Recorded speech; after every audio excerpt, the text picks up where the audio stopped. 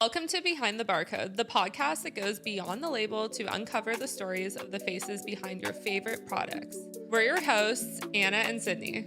In this podcast, we dive into the dynamic world of consumer packaged goods with a focus on better for you products. As entrepreneurs ourselves, we know firsthand the challenges and triumphs of bringing a product to market. That's why we're here to share the journeys of fellow innovators, industry experts, and entrepreneurs who are making waves in the CPG space. Join us as we sit down with inspiring guests to explore the stories behind the UPC codes, uncovering the passion, perseverance, and purpose driving their businesses forward. Whether you're a seasoned entrepreneur, a budding startup, or simply curious about the stories behind the products you love, this podcast is for you. So grab your favorite snack and get ready to go behind the barcode. Today, behind the barcode, we have Darren, the Senior Category Manager of Natural Living of Bristol Farms. Welcome. Thank you for being here. Anna and I are so appreciative, so excited. And as we were just talking about, you've really stepped into doing so many more community engagements and speaking and panels. And we're just so appreciative of that, especially because of, today's world. Everyone wants transparency and to know really who's behind establishments, products, brands, and that's why we started this podcast. Is like who's actually behind the things that we're consuming, or the brands that we love, or the grocery stores that we shop at. It's really cool that even now, as a vendor of Bristol Farms, like to have that association. I now associate you with Bristol Farms, and it's a person, Yes. And it's really cool. Yes, welcome. Thank you for having me, obviously.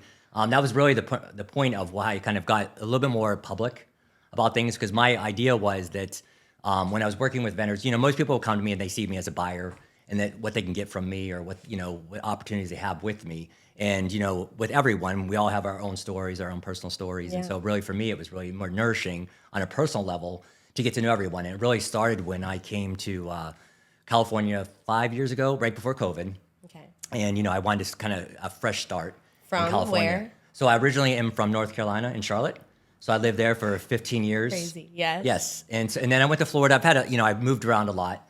Okay. And over the last 8 years, I've been to Florida, Alabama, North Carolina, San Diego, and now in Los Angeles. So kind of all started when COVID happened, and I thought, I'm gonna come out here and I'm gonna have this big community, and it's gonna be, these are my people.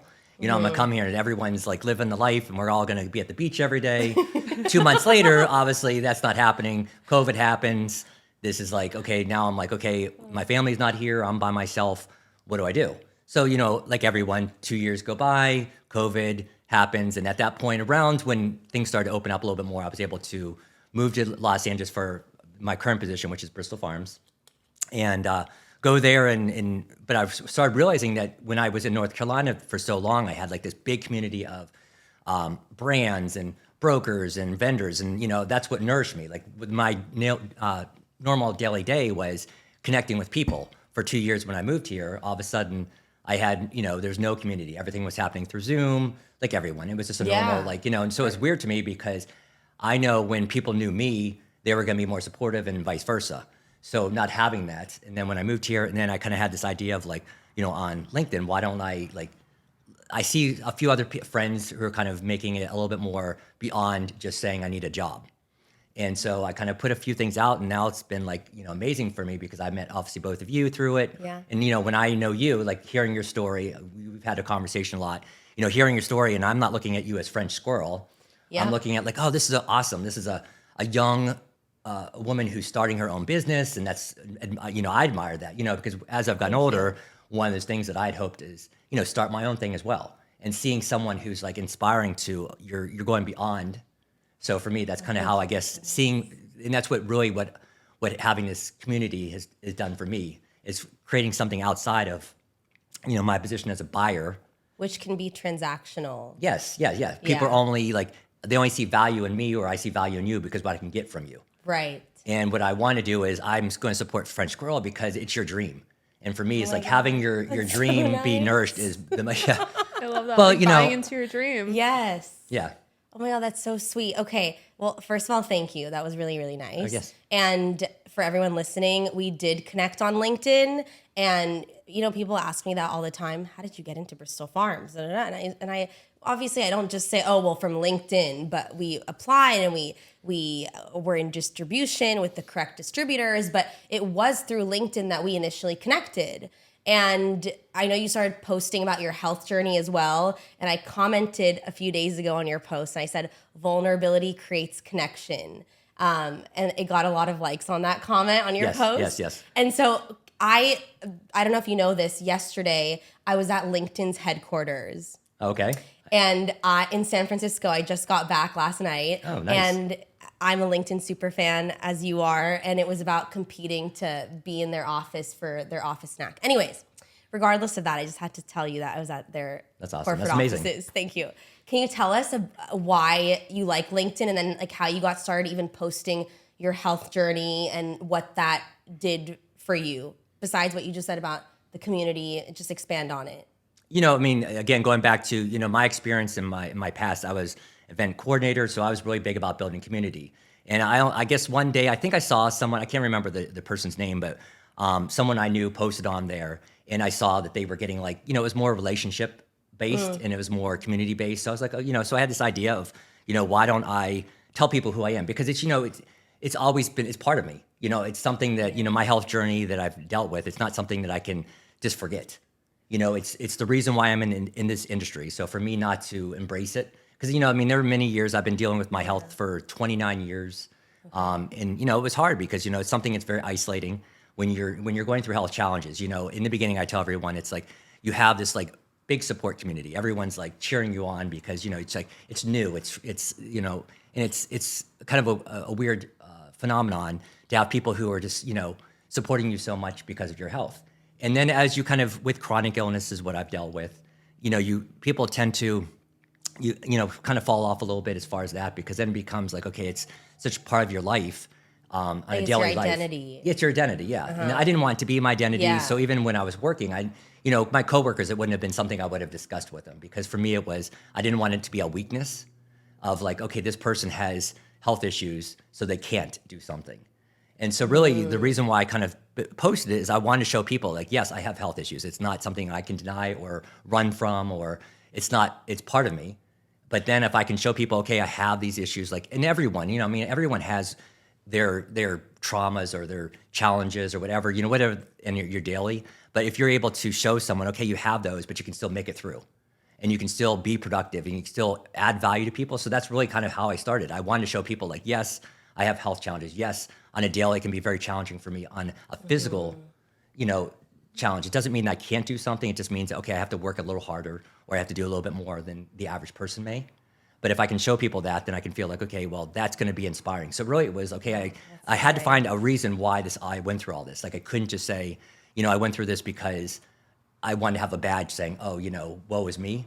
I wanted to be like, okay, you know, it's like, and everyone has a story, you know, and that's really kind of why I started. And then when I started posting on LinkedIn, and I would go to like a trade show, and there were random people, you know, because even before I met you, I see a little box on LinkedIn of your photo, but it's not really the same as like meeting someone in person. Right. You know, I mean, you're presenting yourself a certain way, and you're seeing that.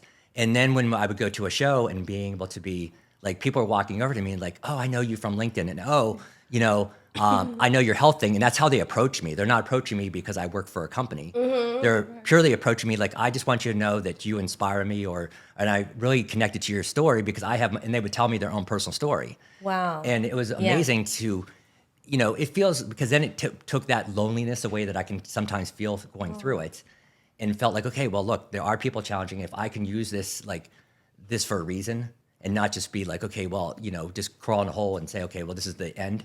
Yeah. And so I think that's kind of a long-winded story, but that's kind of my reasoning for it. But it's been the best. I just never knew that LinkedIn would be like, have so much value to me. Oh my God. You know, yeah. You wouldn't assume like LinkedIn, you think of being as like a professional, you know, Yes. for jobs only. And then it's so cool when you see people that are really opening up and like sharing their health journey. That's why I feel like I connected with you on LinkedIn, is I always see your posts and I love them. Whereas Sydney and I are on Instagram, and we constantly see people sharing their health journeys on Instagram. Yeah. So you wouldn't think, oh, it'd be on LinkedIn, No, but I it agree. truly can be. And it's not like, LinkedIn is not just for posting about Right. jobs or I posting should have about work. told them that yesterday. Yes. When I was up there. I'll send you the photos when I was up there. It was so fun. Anyway, There you go. no, it's great. And also just, again, because I know that when you're walking around trade shows and you have, when it says buyer, Natural Living, Bristol Farms, it's like people sometimes can be like hawks. And it's like, you're a person. You're not just this establishment. And it's, let me go talk to Darren because he's the buyer of Bristol Farms. Like, that must be like such a horrible feeling sometimes, that like people are only talking to you for that reason. And there's so much more to you than just the buyer of Bristol Farms. Do you know what I mean? Yes. Yeah. So that's why I just love that you share all of that, because I feel like LA in particular, Los Angeles, can be more of the transactional thing, like what we just spoke about. What can I get from you? And Definitely. I remember from all our conversations, you just have been so authentic. So thank you. Oh, you're welcome. Yeah. Thank you. So how do you use LinkedIn then to connect with brands for Bristol Farms? There's several ways. Obviously, when I post something and it kind of has more of a public, because I will post something as public and a lot of people are seeing it and they start seeing it more often because it comes through their feed and they're seeing it more often. And then people often will reach out to me. I would say right now, like if I were looking at a percentage of the amount of brands that we brought in because of LinkedIn, probably like at 30 or 40%, because either someone will comment in one of my posts because we're doing an event, a store event or a training event, or I posted something personal and they will either DM me, or oftentimes like I watch, like both of you have posted on there and I'll see your story and see where you're getting in, or I see a brand that maybe I don't have, but I can see that they're being really active and they're going beyond just again saying, okay, my brand is the best because it's mine, and so for me, it was like, okay, I can see that you're hustling. I like the hustle, and so I can see that when someone posts on LinkedIn, then they're really just being really transparent and they're going either through the struggle or through the hustle. So oftentimes, and also on LinkedIn, I will reach out to people because, ultimately, like if I look at a brand A and I don't know who the person is, I can say, okay, I'll look it up and I can see all the people who work for that and then start reaching out through them and DM them, say, okay, I'm going to connect with them, and then DM them, say, okay, well, I'm really interested in your product. Because a lot of times, if you go to someone's website, it doesn't necessarily connect to a person. It's connecting to an 800 number or just a random number. Then I have to kind of dig deep. If I can see that the director of sales is this person, and I can DM them, it's a little bit more quick action with me. Yes. So that's really kind of how I utilized it, is finding new innovative brands. Because typically, my experience, kind of what you were saying on LinkedIn, is either you're looking for a job, but the people who have really leaned into it, in my opinion, are going to be the smaller brands, the more innovative brands, the more trending brands. Because someone that's I'm not saying a name, but like a large corporation is not going to really have value of trying to connect with people because they're already in 1,000 doors. They're not trying to necessarily, they're getting new business, but not to the same hustle that someone like yourself would be. So I know when I see an emerging brand, I can go, okay, this person's going to be, they're going to hustle and they're going to do a lot for our stores. They're going to do a lot for our team. So part of that is really kind of how I'm looking at it is, if you're able to, show up and show up in many ways, whether it's showing up for your own business, for others, and I really look at that. Like if someone's showing up for others, that means they're going to show up for my team. So how you do one thing is how you do everything. Exactly. I love that so much. That's great. Yeah. That's great. And like demos and promos and advertisements, and also segueing to that, Anna and I have talked about how you guys, Bristol Farms, Lazy Acres, for those listening, you guys are under the same parent company, correct? Yes. Okay, you do the training and tabletop show. Anna and I have loved those, and we keep saying how more brands should follow, and more grocery establishments should follow in your example. We had never done anything like that before with another grocery store, and it was so impactful to get to actually, as you said, not through email, face-to-face, talk to the managers and the store directors of every store and actually get them to understand who we are and who our brand is. So how did you come up with those? So having a background of event coordinating. So when I worked for the store in North Carolina, we would do all store events. This is, again, way before COVID, and people would come out to events. So we would do these 3-hour events where we would have all the brands come in and they would do demos and they would do lectures. And so really kind of started from that. And that was, of all the jobs I've ever had, that was a job that nourished me on a personal level, because I was creating this community of people who were like, they were coming to our grocery store and they were there for 3 hours. Who sits in a grocery store for 3 hours? That's not something they're like, hey, who wants to hang on a grocery store for 3 hours on a Saturday? Well, yeah, me too. Yes. You're talking to the wrong crowd. I'm kidding. Yeah. Not really kidding, but yeah. Yeah, I mean, no, but I mean, it's real. But a lot of people did because really, what I would see is like, all these people who were like connecting with each other, and it was beyond the brands. And so, kind of going back to the same where I came in and I didn't have this community that I wanted to build in California, and I always look at it like when I'm working with brands, I'm very analytical. So when I'm looking at your brand or your brand, I'm going, okay, well, how many units am I going to sell in a month? Because ultimately that's my responsibility. I'm being paid or for a job to make sure that we're we're getting volume and turns, and so that's I'm analytical. I'm emotional because I can hear your story, I can hear your mission. That's important to me, but ultimately I have to say, okay, well, you can have a mission, but are you going to make turns for us? Because ultimately we stay in business because 100%. we're having sales. Yep. Why I started doing this with the brands was, or even with these events, is the in-store teams are much more on the emotional level. They're connected to a brand on whether they like the mission or they like the person who represents it or the owner or whatever. So I really came up with that. Okay, going out of the COVID, and we weren't having regular visits from vendors on like I would like, because whether it's Los Angeles or there's less reps or whatever reason why you don't see the number of store visits that I'm used to in North Carolina. And so I decided, well, why not just bring everyone together, take you out of the space? Because honestly, when you're doing a training with someone in store, they're thinking about 10 other things that they need to do for the day. But also, it was really just my passion of one thing I've been really vocal is creating service, creating a good attitude. One of my important missions for my teams is, always be kind, always be present, and always be joyful. And so when you're looking at that, it was, so for me, it was like, okay, how can I get everyone together? And a lot of times, like, it's like each of these store managers, they think they're suffering on their own, meaning they're the ones who are like the isolated. They're the ones who are having the most challenges and they're having the most problems and blah, blah, blah. But having them all together in one room, they can kind of have that connection. So it was typically they were only knowing each other through the phone. And now I'm putting them into a space. So not only are they building community within our own stores, because now when they need something, they can call up another store and say, hey, I'm challenged. Can you help me? So that was important to me. So important. Yeah.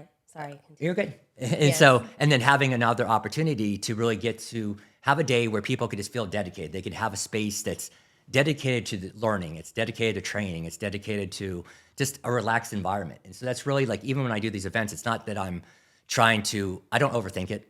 Like I just, who shows up, whoever it goes, it's going to go.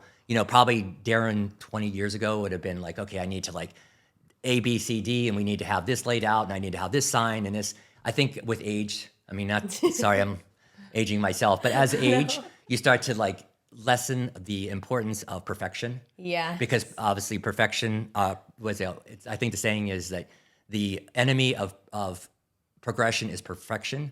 Meaning you can't progress if you're trying to always be perfect. Oh, so good. So that's how I would say about, I would talk about myself in that way too. Like I just always get it done, even if it's not perfect. Exactly. There's no such thing. No such thing as perfect. Yeah, exactly. It's never going to be perfect. There's always something to do. You're never going to be complete. It's never going to be final. And so if you can allow yourself to have that like energy and let go, live and let go, it really embraces, supports your own soul, but supports the people around you, because it doesn't mean like we're on this crazy space all the time. Yeah. But and then when we do the events, really then I tried to come up with like themes. So the first theme, it was, we had one room of, I think we had like 10 vendors come in, and we were just lecture focused, thinking, okay, I have, X amount of hours I'm going to do, 6 lectures a day, it's going to be very just that, and we were just, again, I can remember the first one, everyone's still wearing masks, and, it was kind of an awkward situation. Like not everyone wanted to be near each other, because we were still in that, like that mental change. Yeah. And then I've kind of then leaned into different ones. So I wanted to kind of like, I think we did the Live in La Vida local. So I was like, okay, well, trademark. Yeah. So Mic drop. Yeah. So I'm trademarking that. So just remember, Darren Viscount did Live in La Vida local. Hello. So it was like having different themes. Like, so, that one was focused on local. So, one of the things that we have in California was that's unique to Los Angeles really is so many local vendors like yourselves. Is, I never had a supplement company other than when I was in North Carolina, Gaia, who was local. So I couldn't even have done an event like that as far as saying local. And then we did the Live in La Vida local, and then we just did the one naturally. I couldn't remember the I names. can't remember. I'm never remembering now. That's so why I was positively struggling natural. with Positively natural. Okay. You know what I just realized too? I'm sorry, you've probably gotten this before, but Darren D. Viscount discount. My entire since I've been in retail, it's like I have there's so many emails because I Think about that. yes, it's a common and you know, I talk really fast. I don't always, as I'm trying to do here, enunciate all my words because I'm I'm originally from Philadelphia, so we're just like we have to, you know, we're from the north and then speed, and so it was one of those things. Like, yes, I hear it, and I actually will get emails saying, "Dear Mr. Darren Viscount," and I'm like, "Did you?" Like, I like retail, but I don't think I'm like ready to change my name to Viscount. Like, unless I'm going to trademark that too. So. Hey, you could. That would be powerful. It could be like on the back of the tracksuit too. Yes, on the tracksuit. That would be so cool. So for everyone listening, you and your sidekick Ephraim's the best. So how did you become the dynamic duo that you guys are, and then how do we get the tracksuits involved? I know, it's like a thing now. It's like so fun. We were just talking because he was over at the store with me just now. Did you tell him we're doing this? Yes. Okay, yay. And so, he's my biggest cheerleader, and I'm his biggest cheerleader because it actually was like, just as the two of you, I'm sure you became close because, you know, obviously you're going to be close because of your business, because you're both, you know, business women, or you know, you're in it together and you're all hustling together. So, you know, it's good to, you know, it's one of those things like no one wants to do anything is solo. Yeah. And so, you know, it's like when you're in the trenches, the last thing you want to do is be the one who's doing it all. You know, if you can, you know, I'm sure there's a day where, you know, you don't feel so up and you're like, okay, I'm going to call Anna and be like, look, I need you. Yeah. You know, you're carrying me today, and then tomorrow you might be up and you're down, and so you need to carry her. Almost every day. So, I think you just said it as us in a nutshell. Yes. I swear. 100%. Yeah. Yeah, so it's been, you know, I mean, I've been in retail for 27 years, you know, and I've worked with thousands of people, you know, and I've always had a relationship with my entire team on different levels, you know, whether it's just, you know, a normal coworker relationship where you're like, hey, how's it going? Or, you know, more of maybe a personal level where like we might hang out after work. And so Ephraim was, he was one of our managers. And, you know, when I first came on to Bristol Farms, you know, it was a lot. And I couldn't just, you know, I was doing everything. I was doing the merchandising, I was doing the buying, I was doing the category management, everything. And, you know, I had gone to the owners or the, my supervisor and said, look, this is just a lot. Like, we have a lot we have to change. This is more than one person can possibly do. And so they're like, oh, great. Well, we'll give you a merchandiser, like someone in store. And so Ephraim had been with us for about a year as in the capacity of being a manager. And I connected with him. And every time I'd go in the store, he was always positive. And he always was like, you know, he's like, you know, we're fist bumping, we're thumbing up, you know, everything. It's like all the cool, like, bro things, I guess, that, you know, outside of work. So it was like, I saw that in him, but I also saw the hustle. Because I just love the hustle. Like, if people, you know, I'm from a work ethic. When I was younger, like, it's one of those things, like, no matter how you feel, you just get her done. And it might not, like we were talking about, it's not always going to be perfect, but at least you get her done, you showed up, you showed out. You know, I mean, it's one of those things. And so I saw that in him. We gave him the promotion. And then it's just been amazing because ultimately I'm at work more than often. I'm on my own personal time. And so having someone there that I can, you know, whether it's venting frustration or we have a challenge or we need to do this, but we're just so in sync. We're like, I'm Miyagi and he's Karate Kid, you know, we're wax on, wax off, you know, it's that whole, you know, and it's so cool. It works so well. When you guys pulled up to the French Squirrel booth at Expo West, that was one of the most iconic moments then, and the glasses and everything. And it's like, it's like a brand. It's amazing. Yes, I mean, we probably think about it a little too much some days because we're talking about, like, we're going to the beverage and we're like the beverage forum and we're sitting there going, okay, what's our fit? You know, now we're kind of out challenging because our last event we were like, so he'll call me up and he's like, it's like, oh, I'm going to get like this Adidas tracksuit. And I'm like, oh my God. Because, you know, he shows up at Expo and he's in this red tracksuit and everyone's like, and I had spent like a week trying to find like my tracksuit because we had decided, okay, Thursday we're going to do tracksuits. Yeah. But I didn't know exactly he was coming up in a red. So I get mine and I'm all like proud of myself. I'm looking in the mirror. I'm like flexing, you know, whatever, you know, I'm feeling good about myself. And so we're walking through Expo and he's like, so every person walks up, I love you, to him. Yes. And I'm like, mother. I was like, really? Like, and so it was this whole. Well, you were wearing one though. Yeah, but no one paid any attention to mine. I got like one. I'm like, man, I just spent what color was the tracksuit? See? I don't remember. See, because it was the red. It's like the red car. You remember the red car? Yes, mine was black. So I was like, I was gonna say, I think yours was black. It was. Okay. Yes. So you guys were red black. Yes. So it was a fail all the way around. So you just proved my point that it was a fail for me. I only remembered the red tracksuit. So so now we kind of, at our last event, we kind of we tried to outdo, like, I'm a little more out there with my fashion, obviously. People are going to judge you at some point, so. 100%. It's fun, too. Yeah. Right? It's fun. Oh, Like, let's have fun with it. yeah. I mean, again, if we have to be in this world, you must like have joy and fun. I mean, Yes. it can't all just be miserable and just all be, why we're here. Exactly. Okay, so even though I want to continue on the tracksuits, just want to switch gears to there are people who want to start their own CPG brands or they have a CPG brand and let's say they want to get into Bristol Farms and Lazy Acres. What are some tips that you suggest for brands wanting to get into either of those stores? And from your perspective, for example, it's like, how many emails do you follow up with? What's annoying? Like, do you prefer, like, I know it's like the long emails, nobody reads those. So Exactly. it's like, what are some like actionable tips that you can give brands? It's like, okay, well, if they don't follow up in this amount of time, don't bother me until X time. Stuff like that. Yeah. I don't know if I've ever given like a time period, I mean, Yeah. it's challenging because that's the one thing has been a challenge for me because in my past, I was really wanting to make sure that if someone emailed me, I was responding in a timely manner. I mean, I definitely have a little more grace with myself now because I do have a lot on my plate and there's not always a time to do that. So that's probably if I had something I'm personally trying to work on is to be able to show up for people because I know that when you're waiting for a response, that is taking energy away from you. So my goal is never to take that energy away from another human being. And so, but I would say this, when they're getting in front of us, you have to ultimately realize that we're getting, hundreds of emails in a week. They're everyone's sending me, new items. They're telling me that they're the best. They're giving us that 10-paragraph essay on why they're the best. And ultimately, like I look at an email and if someone has like a 10-paragraph or they're sending me like, the one things I dislike probably the most is when someone has a link and say, go to my website and see more. I'm not going to do that. And I don't think most buyers probably will because, again, you only have X amount of hours in a day. Right. Our job as buyers, it's not like we're doing 100% buying new items. That's 25% of our job is actually adding new items. It's merchandising, category management, pricing, promotion. So there's more to it, but I think everyone just thinks our whole day is that we're getting new brands in, and that's the fun part about our job. But ultimately, that's a small portion of our job because there's so much more, like, getting the teams involved, training the teams, again. 100%. So when sending me an email, just simplification. Like, I love a bullet point. I love, Love bullet points. Yeah, I love bullet, yes. And it's one of those things like, if you're coming to me and you're telling me that you're the best, like obviously like in a week, everyone's coming to me like that.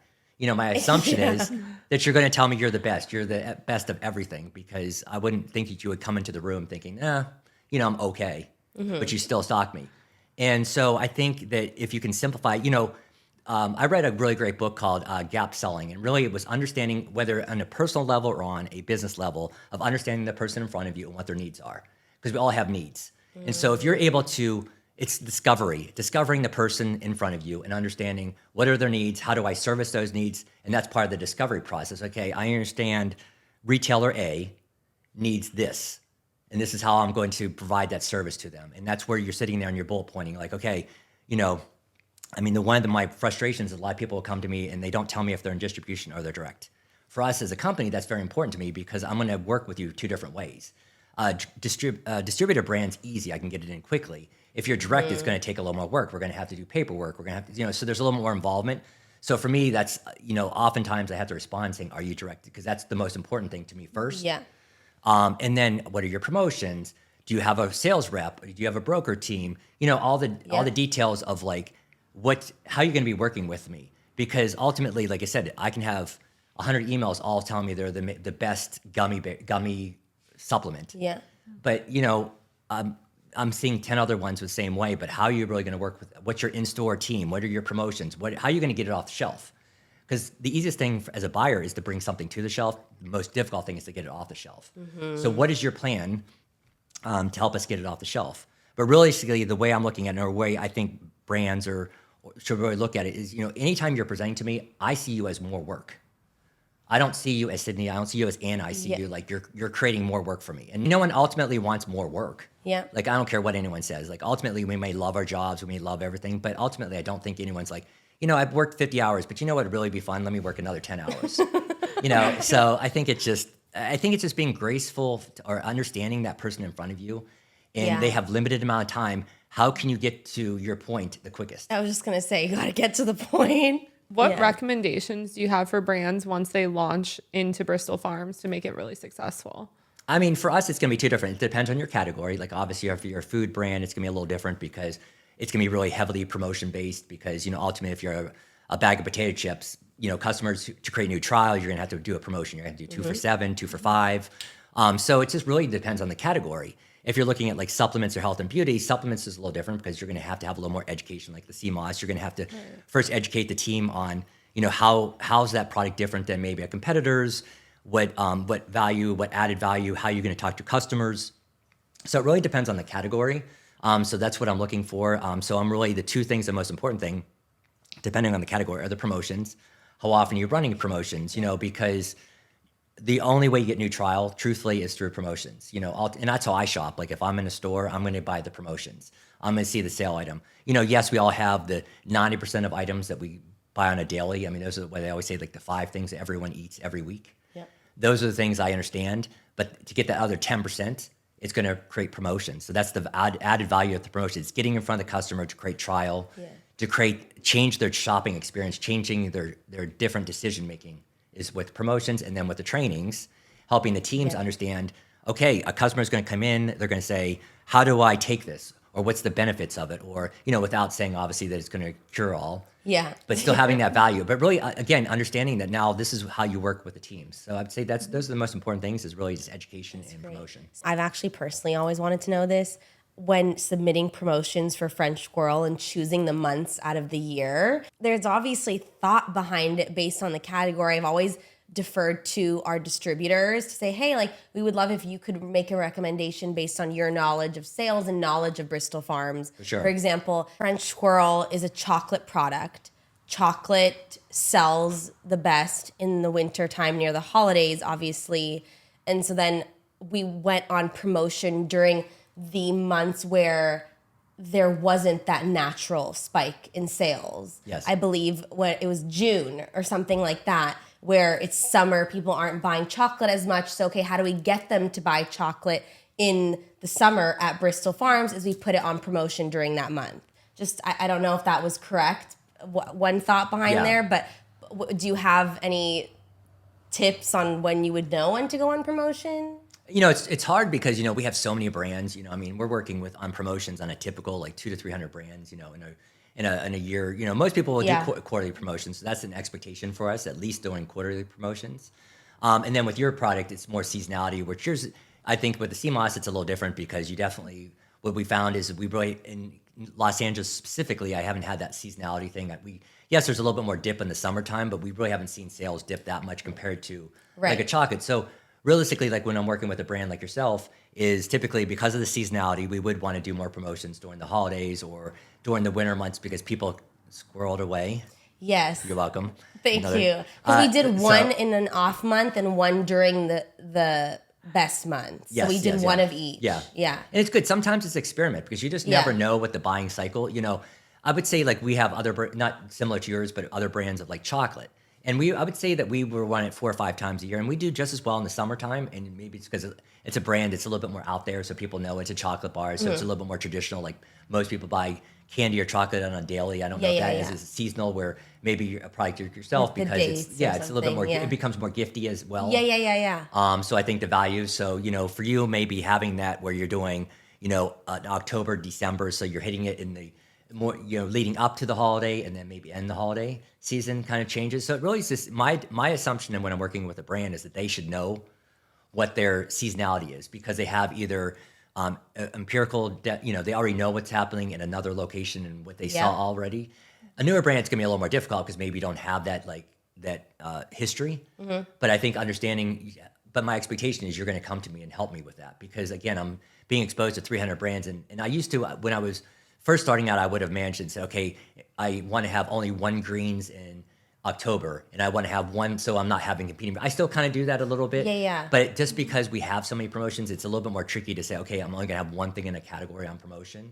Right. But the value is really just making sure that the brand is providing that to me to help me, like again, so you reduce my workload. Brands sometimes think that buyers have all the time in the world, and you don't, and that you're only doing the buying, and as you've said, that's 25% of your job. So exactly. When it comes to French Squirrel, I guide the retailer in some way, like what our best sellers are, where this would be merchandised, the best. But then it has to be a strong belief, loosely held, in my opinion, because we're not the retailer. Even if I say we believe that the cereal clusters should be merchandised here, if you believe it should be merchandised elsewhere, it's okay. Yeah, and I think a lot of brands are so strong with that, and you have to let go a little bit when it comes to where it's placed. They're all very visual. So I always said, well, why not take a picture of where you did the best and where it's placed? Because if you could have a visual image, okay, this is where I had placed it on the shelf. This is what it looks like on shelf, instead of trying to do that in words, has value. And even like if you did a display, like oftentimes, like if you did a case stack display or you did a display on an end cap, why wouldn't you include that in your initial presentation? Because then I don't have to think about like, how am I going to merchandise this? How am I going to do a promotion? You've already said this has been a successful promotion. And again, you're taking that work away from me and you're putting it on you, and that's going to have value to me. So a lot of times, like 3 or 4 emails in, I'll be like, okay, we want to do an end cap, or we want to do a side stack, or we want to do a case stack. Do you have an example? And they have to search for it. And I'm always like, well, that should be something, if you're helping me understand the best way to merchandise your product, you're reducing and you're helping me visualize, and you're taking that decision-making or the uncertainty away from me and saying, okay, I'm more certain that this is the way it should be presented, because it's your product. Besides LinkedIn, how else are you finding brands and discovering brands, and besides inbound emails? LinkedIn has been a great source, but the other one I would say is TikTok. I have an unhealthy addiction to TikTok, like I think majority of us do. I would not have expected that. I don't know why. We've had retailers reach out to us because they found us on TikTok, which is why I'm like, all right, got to go all in on TikTok. Sorry, continue. Wow. Yeah, because, it's oftentimes like someone's either, had real-world experience with it, or I can see it's trending because, it's on my For You page or whatever that is. But it's, it's definitely like been cool because I can see like, okay, is there an influence? Because, we're still in an environment where there's a lot of influencers who do help, and there's a few of our competitors who obviously have leaned in on influencers, and we benefit because obviously we're near them. And so there's value to that. So I'd say TikTok, some on Instagram, because it's more because I might be looking for a category. So I do a search and I see someone's Instagram page that they have something similar, and then I'll reach out through them on DM. Because again, going back to the same situation, I don't always have who the person I should connect with. So usually I have to go through one of these social media platforms to be able to get to someone, because I'm hoping that they have the direct connection to you or you, where they're the ones who are managing it, but maybe they're saying, okay, well, Sydney or Anna, I have that connection to you. So I've done that recently. Like there's one brand last night, I actually reached out to them. So they're going to connect me with the brand owner, and I did it through Instagram because I found them on Instagram. So it should also be a message for the audience that to make their founder presence known to not just the business, but like, who can you contact from the business? For sure, yeah. Who's your direct contact to help you get into the store? But not everyone's do that. There's some category managers that they get so many submissions that honestly they don't have that time and bandwidth. But for me, natural living is so new to our store that I had to really change the pattern and really change like having those first to markets. Like those emerging brands are going to be found on social media because they're pretty inexpensive ways to really get your brand out there compared to some marketing campaign that's going to be in a magazine or on a billboard. Yeah. And so that's why it's so great to find these emerging brands, because ultimately it's has a pretty good value and return with not a lot of like energy that I think maybe again having to exert over it. Yeah. And it's so cool too, because TikTok is becoming like a search engine. I feel like if someone's gonna visit Los Angeles, they're gonna look on TikTok like best restaurants in Los Angeles, best grocery stores in Los Angeles. Maybe they drive by Bristol Farms. What to get at Bristol Farms? Best cookie in Los Los Angeles. I had Bristol to do Farms. the shout out. Yes. So it's so cool because people are using that as a search engine. Yes. So, and it's a way for like the brands to collaborate with Bristol Farms as well. Bring more people in the doors at Bristol Farms, vice versa. Totally. What are you most excited about in the space? So I'd say sea moss is still trending mushrooms. We know mushrooms that basically I just had a new CBD company that added mushrooms. So I think mushrooms still continues to be a trend. Sports nutrition has really taken off. We did a promotion it was pretty interesting. We did a plant protein, it was this protein that we did, or a promotion with proteins that we had 50% off, and we had a whole front display. So I ordered in more of the plant protein, thinking everyone's still doing the vegetarian, vegan, that's still a thing. and I had some whey protein there, and that was an animal source. I'm like, oh, well, we're going to have it because there's still, we have to have value that our customers are maybe not all plant, vegetarian or vegan. And so when we did that, we put that out there, and then the whey protein sold much better than the plant protein. So we kind of learned that, and we brought in a few other like brands that I had found out that were our customer being a little more transitional, not being 100% natural, and they wanted the good for you, but maybe not the totally organic or totally non-GMO and so forth. So I found a couple brands, and we did really well with them. So one of the things that we've really been leaning in on is sports nutrition, because I think, again, we're kind of getting back to, okay, we're out of the house. We want to be a little more active or a little more conscious of our health. And, protein's still our number one growth category. So that's been interesting, but it's kind of switched a little bit. We definitely still lean into our plant proteins are still our number one within that category, but the whey proteins increasing. Well, creatine is like crazy. Recovery. And because everyone on TikTok, Instagram is like, here's how I make my high protein breakfast. And I use this protein powder from Bristol Farms, and I get it in this flavor, but I also like this flavor. And I swear social media has blown up protein powder. Oh, it's definitely blown up protein in general, because everyone thinks they need to get 30 grams of protein per meal. Yeah. So now, and it's difficult when you work a job and stuff like that. How are you going to get all that protein in? Yeah. So you have to supplement. Yeah, and I think it's also it's leaning into, and as you did with your packets, it's on the go. Yeah. People have X amount of hours. The only way they can figure out how I'm going to still bring in that nutrition, but maybe I'm not going to be able to sit and do a full meal. So now I can do a smoothie. I'm guilty of that. Like the first thing I do in the morning is a smoothie. I throw everything in there. I mean, it doesn't really matter the taste for me. It's just like, I need to know the entire apothecary. What goes into Darren Viscount's morning smoothie? There's right now, that's still a bonus question. There's still obviously the plant protein. I love certain brands, which, they'll be nameless today. That's okay. But then creatine, I'm still doing a lot of greens. I love collagen because I assume that I'm never going to age. So, so there's some vanity on that for sure. There's just berries. No, because then I would have to use a blender, and that would be a little too much. So it's just it has to be blenderless. Blenderless. So I don't know if that's even. I feel like I'm going to trademark that one as well. No, when it comes to nutrition, it's whatever is going to work for you and that you're going to be consistent with. So I never tell anyone that this is what you should do. It's what you will do. And that's two different things, because I could tell you the 10 things that you should do, but what are the things you're actually going to do? Yeah. And so most people are not going to do that. So I think it's whatever you find value in your day. Well, amazing. So where can our listeners find you? I would say, I guess, LinkedIn. Yeah, I would say, go to, I don't know what my LinkedIn, Your at?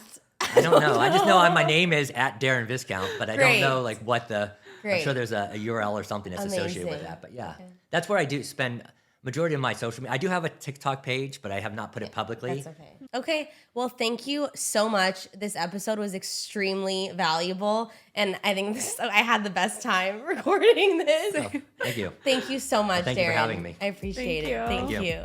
Thank you for tuning in to Behind the Barcode. We hope you enjoyed diving into the stories behind the products that fill your shelves.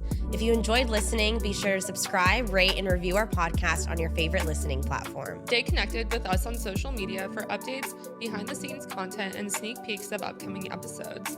You can find everything linked in the show notes. And if you have a story to share or know someone who does, we'd love to hear from you. Keep innovating, inspiring, and being curious about the stories behind the barcode. See you on the next episode.